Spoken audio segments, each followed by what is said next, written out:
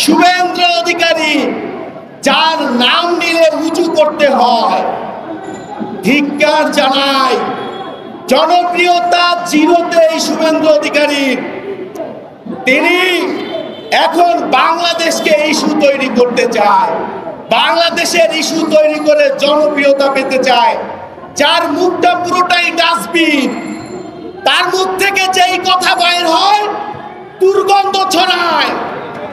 এই রকমের জঘন্য এক মিথ্যাচার, মিথ্যাবাদী, এটা বিজেপিতেই আছে। বিজেপি মানেই হচ্ছে মিথ্যার কারখানা। সত্যি যদি মোদিজি আপনি সম্পর্ক ঠিক করতে চান, তাহলে শেখ হাসিনাকে তালাক দিতে হবে এবং এই আওয়ামী লীগকে সন্ত্রাসী সংগঠন হিসাবে ঘোষণা করতে হবে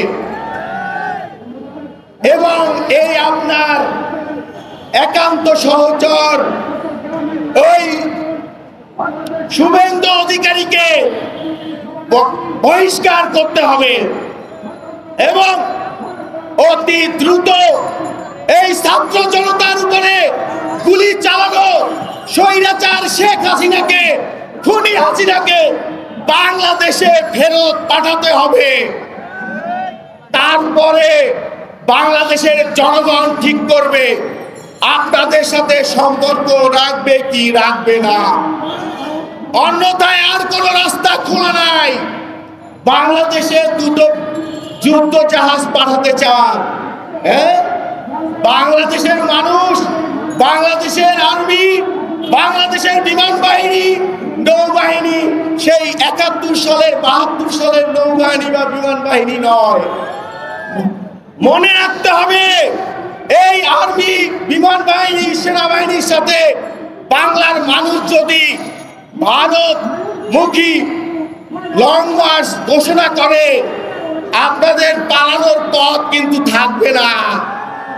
এক শেখ হাসিনাকে টেনে হিসেবে নামিয়েছি, আপনাদের মতো এই মোদিজিকে আমাদের আশেপাশের দেশগুলো আপনাদেরকে শিক্ষা দিতে পারে নাই। কিন্তু এখন এমন দেশের সাথে লাগছে, সেই দেশের জনগণ রক্ত দিতে জানে, যুদ্ধ করতে জানে, তারা কখনো পিছপাও হবে না। আমরা এই যুব সমাবেশ থেকে ঘোষণা করতে চাই, আপনাদের মতো এই বিজেপিকে প্রতিহত করার জন্য বাংলাদেশ যুব অধিকার পরিষদ যথেষ্ট।